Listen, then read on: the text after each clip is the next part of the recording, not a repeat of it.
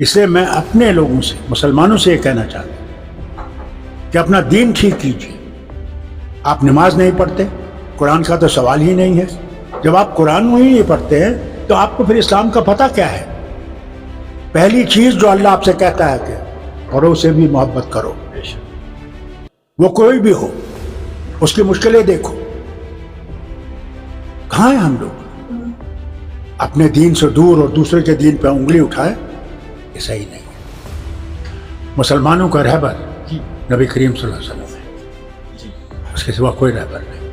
اور قرآن آپ کا گائیڈ ہے، قرآن کے بغیر کوئی کتاب نہیں. ہم لوگ کیونکہ اس سے دور ہیں، ہم رہبر ڈھونڈ رہے ہیں.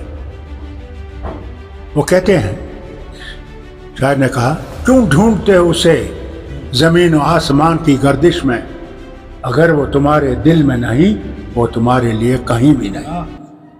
یہ ہے ہمارا. ہم لوگ ضرور اس وقت محسوس کرتے ہیں ہمارا کوئی نہیں ہے. پہلے ہم اپنے آپ کو ٹھیک کریں. اس لیے میری آپ کے چینل سے یہ التجا ہے کہ بچے اور بچیوں کو پڑھائیے، ان کو اچھی چیز دکھائیے. کیونکہ آج ڈرگس کا ایسا ماحول بن گیا ہے جناب، ہم لوگ ڈرگس میں پھنس گئے ہیں. اور اس ڈرگس کے ماحول سے نکلنے کے لیے ہمارے ماں باپ بھی ذمہ دار ہیں. آج موبائل بچوں کو دے دیا گیا ہے. کیا وہ جانتے ہیں کہ بچے کیا دیکھ رہے ہیں موبائل پہ؟ دیکھ رکھا. اور وہ سب سے بڑے خرافات کا جو آج سب سے بڑا ہے وہ موبائل ہے. اس لیے اس پہ بھی ذرا توجہ دیں، بچوں کے ساتھ زیادہ وقت گزاریں. آج دیکھیں آپ کسی گھر میں جائیں گے، آپ دیکھیں گے سب موبائل پہ لگے ہوئے ہیں، ایک بھی بات نہیں کرنے کو تیار. کوئی بات کر، آپ ویسے بیٹھے ہو دیکھ رہے ہو، وہ اپنی کھیل کھیل رہا ہے، وہ کچھ اور کر رہا ہے. اب دیکھیں میرا ساتھی یہاں بیٹھا ہے، لگا ہوا ہے. اس موبائل نے تو ہمارا بیڑا گرک کر دیا. معافی مانگ کر. اب میں ان سے بار بار کہتا ہوں کہ حکومت آئی ہے، جو وعدے آپ نے لوگوں سے کرے ہیں وہ اپنی جان دے کے بھی آپ کو پورا کرنا ہے. کیونکہ آپ نے ایک چراغ جلایا ہے اور اس چراغ کے دشمن بہت ہیں. اس چراغ کو بچانے کا ایک ہی راستہ ہے کہ ہم وہ وعدے پورے کر کے یہاں کے لوگوں کے مشکلات کو ختم کریں جتنے ہو سکیں گے. میں نہیں کہہ سکتا یہ تارے توڑ کے لا سکتے، مگر جتنا ہو سکے گا کہ لوگوں کو دکھے کہ جن کو ہم نے ووٹ دیا ہے وہ اس قابل تھے اور اس قابل ہیں کہ وہ ہماری زندگی کو بہتر بنا سکیں. السلام علیکم، میں افسر میسوری. ناظرین اکرام، آج ہمارے درمیان بنا کسی تعارف کی محتاج ایک ایسی شخصیت جو جموں اینڈ کشمیر کے سابق وزیر اعلیٰ فاروق عبداللہ صاحب موجود ہیں. بڑی خوشی کی بات ہے کہ وہ شہر میسور آئے ہوئے ہیں. اس درمیان حضرت ٹیپو سلطان شہید رحمت اللہ علیہ کے درگاہ پر پہنچ کر وہاں پر گل پوشی کی. اور آئیے جانتے ہیں شہر میسور آنے کا ان کا کیا مقصد ہے. میں 65 سال پہلے ایک میڈیکل اسٹوڈنٹ تھا اور تب میں یہاں آیا تھا. اس وقت تو میرے ساتھ گھٹنا بھی ہوئی تھی. ریل میں مجھے بسکٹ کھلایا گیا، اس میں میرا سارا کچھ سامان چوری ہو گیا. اور پھر رات کو مجھے بندرا بن کے اسٹیشن پہ وہ جو وہاں پہ کرسی تھی اس پہ سونا پڑا. اور صرف ٹکٹ میرے پاس تھی اور کچھ پیسے تھے. اس وقت میں ٹیپو سلطان صاحب کی درگاہ پہ گیا تھا، حاضری پیش کی تھی، فاتحہ پڑھا تھا. اور اس کے ساتھ ساتھ پھر میں بندرا بن گارڈن گیا تھا. میسور شہر میں آیا تو یہاں داسا پرکاش ہوتا تھا، ایک بہت بڑا ریسٹورنٹ ہوتا تھا. وہاں بیٹھ کے کھانا کھایا اور گھوما یہاں. تب سے تو بہت فرق آ گیا ہے. آپ یہاں آپ بنگلور سے یہاں تک ایکسپریس وے بن گیا ہے، لوگوں کی آبادی بڑھ گئی ہے اتنے سالوں میں، اور لوگ ترقی پہ بھی ہیں. جب وہ حالت اس وقت نہیں تھی. میں جانتا ہوں اس وقت جب میں علی بیت اور بیلور اور جوگی فالز کو گیا تھا دیکھنے کے لیے، ان گھروں میں تو اس زبان کے بغیر کوئی بول نہیں سکتا تھا، کنڑا کے بولتے تھے. اور ساتھ ساتھ یہ بھی تھا کہ کافی پیتے تھے، چائے کا تو سوال ہی نہیں تھا. آج فرق آ گیا. آج چائے پیتے ہیں لوگ, کافی بھی پیتے ہیں, چائے بھی کافی پیتے ہیں. اللہ کا شکر ہے کہ آج پھر سے موقع ملا یہاں آنے کا, اور دوستوں نے بہت اچھی طرح سے مجھے یہاں پہ لایا. ٹیپو سلطان کی درگاہ پہ پہنچے, وہاں ان کے والد, ان کی اماں اور ان کے لیے فاتحہ پڑھی, اور اللہ سے مانگا کہ یہ وطن جس مشکل سے گزر رہا ہے, یا اللہ اس وطن کو اس مشکل سے نکال, اس نفرت سے نکال جو ہم لوگوں نے پیدا کی ہے, کیونکہ یہ وطن ہم سب کا ہے. بے شک. اور اس وطن کو ہم کہتے ہیں یونٹی ان ڈائیورسٹی, اور یہ ڈائیورسٹی جو ہے یہ ملک کو مضبوط کرتی ہے, اور اگر ہم ڈائیورسٹی کو ختم کریں گے تو پھر ملک مضبوط نہیں ہوگا. اس میں سب مذہب رہتے ہیں, سب قسم کے زبان بولنے والے رہتے ہیں, الگ الگ کھانے ہیں. میں ہر وقت یہ کہتا ہوں کہ کشمیر کا موسم دیکھیے, وہاں کی تہذیب دیکھیے, وہاں کا تمدن دیکھیے, وہاں کا کھانا دیکھیے, وہاں کا, اور اس کو کمپیئر کیجئے تامل ناڈو سے. نہ موسم ویسا, نہ کوئی بھی چیز, کوئی چیز نہیں ہے. پھر ہمیں کیا جوڑتا ہے, کس وجہ سے ہم ایک ہیں؟ وہ وجہ ہے کہ ہم سمجھتے ہیں کہ اکٹھے ہم اس وطن کو بنا سکتے ہیں, الگ الگ ہم اس وطن کو نہیں بنا سکتے. اور یہی ہے آج وطن کافی, کہاں اسرو جواہر لال نہرو نے شروع کیا تھا اس وقت, آج اس کا فائدہ اٹھا رہے ہیں. آج ہم چندریان ہمارا چاند پہ ہے, ہم چوتھا ملک ہیں دنیا میں. یہ کم بات نہیں ہے. میں تو ان سائنٹسٹ کو مبارک کرتا ہوں جنہوں نے ہمیں اس جگہ پہنچایا کہ آج ہمارا سر اونچا ہو سکتا ہے. میں جانتا ہوں ایک زمانہ تھا جب میں ولایت میں ڈاکٹر تھا اور میں آسٹریا گیا اپنی بیگم کے ساتھ, تو ہم ایک دکان میں گھسے, ہمارے آگے امریکن تھا, تو ہم لوگ آئیڈل وائز کا ایک وہ لینا چاہتے تھے, چھوٹا سا وہاں کی نشانی, وہ ان کا پھول جو ہے وہ نیشنل پھول ہے ان کا. تو امریکہ کے لیے وہ ٹرے نکال رہا تھا, اس کو ٹرے دکھا, اور جب میرا موقع ملا تو مجھے کہا اوپر سے دیکھو, جو مذہب میں یہاں سے دیکھو, اور میں نے وہی فرق دیکھا. اس کے بعد میں 40 سال کے بعد اسی دکان میں آسٹریا میں گیا. فرق دیکھیے تب کا اور آج کا. آج ہندوستانی کو پہلے دکھاتے ہیں, امریکن ہو یا دوسرا اس کو پیچھے رکھ دیتے ہیں. یہ آپ دیکھیے کہاں ہم لوگوں کی کہاں پہنچ گئے. یہ تب ہے جب کہ ہم سب لوگ اکٹھے سوچیں, اکٹھے چلیں اور محبت میں رہیں.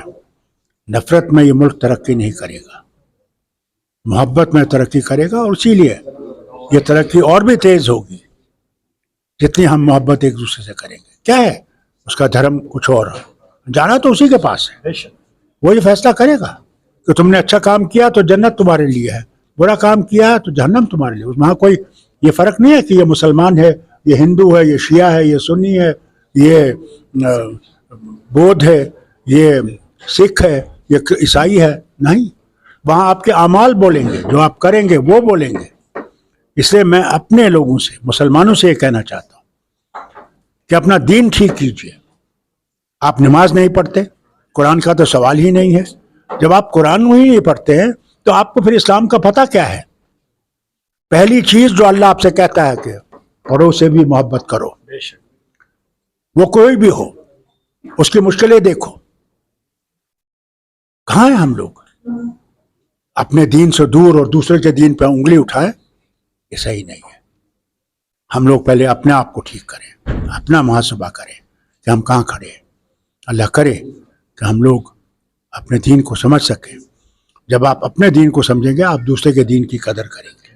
مجھے یاد آتا ہے ایک دفعہ میں یونین منسٹر تھا توانائی کا, جو بہت ضروری ہے آج. سولر انرجی, ونڈ انرجی, یہ ضروری ہے. میں پہلا منسٹر تھا اس کا, ہندوستان کا. میں گجرات گیا, وہاں مودی صاحب مکھیہ منتری تھے, تو ایک میٹنگ میں ہم لوگ گئے. جب میٹنگ ہو رہی تھی, جب میرا وقت آیا بولنے کا, میں نے اسی طرح مودی جی سے کہا, میں نے کہا مودی جی میں وہ دن دیکھنا چاہتا ہوں جب میں آپ کی آنکھوں میں دیکھوں तो मुझे अपना परवरदिगार दिखे और आप मेरी आंखों में दिखे, आपको अपना वो दिखे ऊपर वाला जिसने आपको पैदा किया है। वो है मेरा। जिस दिन ये हो जाएगा कि हम इन नफरतों से निकल जाएंगे, भारत इस तेजी से तरक्की करेगा कि दुनिया में कोई भी इसका मुकाबला नहीं कर सकेगा।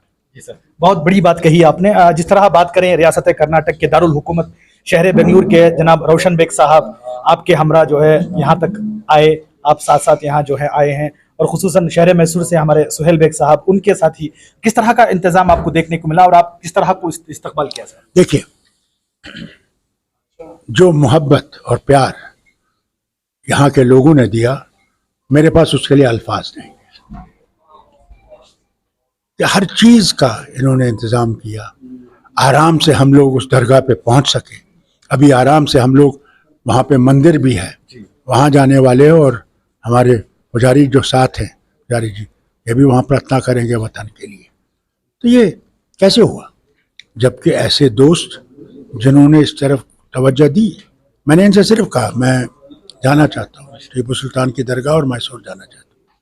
फौरन इंतज़ाम हुआ और मैं इनका मशकूर हूँ, उन सब भाइयों और बहनों का मशकूर हूँ जिन्होंने हम लोगों का आवभगत की, हमें वेलकम किया। अल्लाह ताला उनको सलामत रखे, अल्लाह ताला बरकत दे। इस होटल में आए, किस प्यार से इनने खाना खिलाया, अल्लाह इनको और बरकत दे और न्याय से, बेहतरी सेहत से, और अल्लाह ताला जब वक्त आएगा जाने का, इनके लिए वहाँ पे जन्नत में जगह रखे। जी सर, एक मुख्तसर सा सवाल है, मौजूदा हालात को लेकर जिस तरह मुसलमान भटके हुए हैं, किस तरह हम चुन सकते हैं कि हमारा रहबर कौन होगा? मुसलमानों का रहबर जी नबी करीम सल्लल्लाहु अलैहि वसल्लम है, जी, उसके सिवा कोई रहबर नहीं है। और कुरान आपका गाइड है, कुरान के बगैर कोई किताब नहीं है। मगर सियासत के पीछे हम लोग क्योंकि इससे दूर हैं, हम रहबर ढूंढ रहे हैं। वो कहते हैं, शायर ने कहा, क्यों ढूंढते हो उसे जमीन और आसमान की गर्दिश में, अगर वो तुम्हारे दिल में नहीं, वो तुम्हारे लिए कहीं भी नहीं। ये है हमारा। हम लोग जरूर इस वक्त महसूस करते हैं कि हमारा कोई नहीं है। पहले हम अपने आप को ठीक करें। जिस दिन हम लोग अपने आप ठीक हो जाएंगे, आप देखेंगे ये नफरत दूर हो जाएगी। हमारे कितने बच्चे हैं जो पढ़ रहे हैं, तालीम से दूर हैं। जब तक हम तालीम के दरवाजे को नहीं खटखटाएंगे, हम आला तालीम नहीं पाएंगे, हम आज की और कल की दुनिया का मुकाबला नहीं कर सकेंगे। सबसे बड़ी चीज़ ये है, मैं गुजारिश करूंगा सारे जो हमारे काफ़ी अमीर लोग हैं, इस तरफ तवज्जो दें और ऐसी ऐसी संस्थाएं कायम करें जिनसे इन गरीब बच्चों को मदद मिल सके और वो आगे पढ़ सकें और इस वतन के लिए एक पिलर बन सके। कोई दिमाग में किसी की कोई कमी नहीं है, वो हिंदू हो, मुसलमान हो, सिख, ईसाई, उसने सबको बराबर पैदा किया है। कौन कितना उसका इस्तेमाल करता है वो इंसान तक है।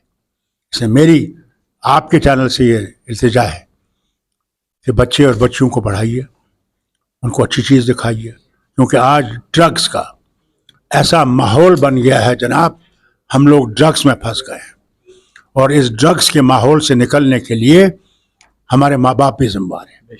आज मोबाइल बच्चों को दे दिया गया है, क्या वो जानते हैं कि बच्चे क्या देख रहे हैं? मोबाइल पे देख रखा। और वो सबसे बड़े खुराफात का जो आज सबसे बड़ा है वो मोबाइल है। इसलिए उस पे भी ज़रा तवज्जो दिए, बच्चों के साथ ज़्यादा वक्त गुजारें। आज देखिए, आप किसी घर में जाएंगे, आप देखेंगे सब मोबाइल पे लगे हुए हैं, एक भी बात नहीं करने को तैयार। कोई बात कर, आप वैसे बैठे हो देख रहे हो, वो अपनी खेल खेल रहा है, वो कुछ और कर रहा है। अब देखिए मेरा साथी यहाँ बैठा है, लगा हुआ है? इस मोबाइल ने तो हमारा बेड़ा गर्क कर दिया। माफी मांगता हूँ। आखिरी सवाल, सबसे आखिरी सवाल आप है। आखिरी कर रहे हैं, आखिरी करते मैं मर गया। नहीं सर, आखिरी सवाल ये है कि जिस तरह अभी आपने बात की, अगर बात करेंगे मुल्क की, भारत की, जहां पर जो है तरक्की की बात करना है, बार बार ऐसे अफवाहें, ऐसे ऐसे मुद्दे सामने आते हैं जो नामुनासिब हैं। अभी हाल ही में गुलाम नबी आज़ाद साहब जिस तरह बात कही है, उसको लेकर आप क्या कहना चाहिए? वो एक सीनियर लीडर हैं, वो जो है एक जानी मानी शख्सियत है, उनके जुबान से इस तरह की बात आना आपको किस तरह मुनासिब लगता है सर? देखिए, मेरे साथी रहे हैं जी, मैं उनके बारे में क्या कहूँ, मैं सिर्फ ये कहूँगा कि अल्लाह उनको, क्या कहीं वो मरकज में बैठी बीजेपी सरकार को खुश करने के लिए तो नहीं कर रहे? यह वक्त बताएगा। फारूक अब्दुल्ला तो इतनी ताकत नहीं रखता, ना मेरे पास कोई ऐसा तिलिस्मी चिराग है कि मैं उसको और मेरा जिन वो आए और मैं उसको बताओ क्या कर रहा है। आज तक वो बात तो नहीं है जी मगर उन्हें मैं ज़रूर एक बड़े भाई की तरह उससे ज़रूर ये कहूँगा कि बोलने में एहतियात करें जी और लोगों की सोचें, लोगों के लिए बेहतर सोचें। सिर्फ पावर ही सब कुछ नहीं है, इंसान पावर के बगैर भी लोगों की खिदमत कर सकता है।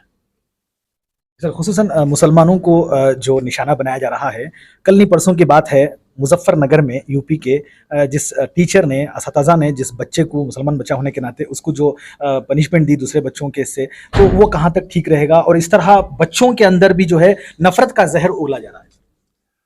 अगर आपने वो सर देसाई का इंटरव्यू देखा होगा जी जिसमें उनने 2-4 बुजुर्गों को भी और जवानों को भी बुलाया था, उसमें जो मोदी जी के ज़बरदस्त हामी है, राइट विंगर है, आरएसएस से ताल्लुक़ रखते हैं, उन्हें क्या कहा? उन्होंने कहा मैं सबसे ज़्यादा इसको कंडेम करता हूँ, ये हमारे भारत के लिए ख़राब है। अगर हम नफ़रत यहाँ तक पहुँचा दें, वो भारत को मजबूत नहीं करेगा, वो भारत को कमज़ोर करेगा। भारत में भी ऐसे लोग हैं, ये मत समझिए कि सारे ही नफ़रत फैलाने वाले हैं। भारत में मेजॉरिटी उनकी भी है जो नफ़रत नहीं चाहते, जो भाईचारे में रहना चाहते हैं, और वो आवाज़ अभी दबी हुई है। इंशाअल्लाह वो आवाज़ फिर से आएगी। जी सर, अब देखिए कर्नाटका में क्या हुआ। जी, तो सरकार गिराई, सरकार है, किसने गिराई? लोगों ने, अवाम ने गिराई, बेशक। अच्छा, अवाम में मुसलमान भी थे, सिख भी थे, ईसाई भी, सारे थे। बेशक। जबकि इन्होंने कहा कि बटन दबाओगे, पहले क्या नाम लोगे? बजरंगबली। उसके बाद भी लोगों ने कहा नहीं, ये कहते एक बात है, करते दूसरी बात है।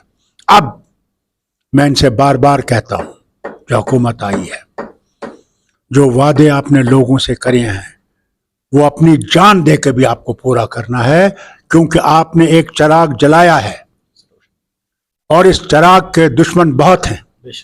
इस चिराग को बचाने का एक ही रास्ता है कि हम वो वादे पूरे करके यहाँ के लोगों के मुश्किलात को ख़त्म करें, जितने हो सकेंगे। मैं नहीं कह सकता ये तारे तोड़ के ला सकते, मगर जितना हो सकेगा कि लोगों को दिखे कि जिनको हमने वोट दिया है वो इस काबिल थे और इस काबिल हैं कि वो हमारी ज़िंदगी को बेहतर बना सकते हैं। जी सर, जम्मू कश्मीर का एक सीनियर लीडर फारूक अब्दुल्ला साहब 370 हटने के बाद क्या महसूस कर रहा है? ये सवाल जो आपने किया है, इस वक्त ये सुप्रीम कोर्ट में है, क्योंकि ये कोर्ट के अंदर है। मेरा इस पे कोई बात करना गलत होगा।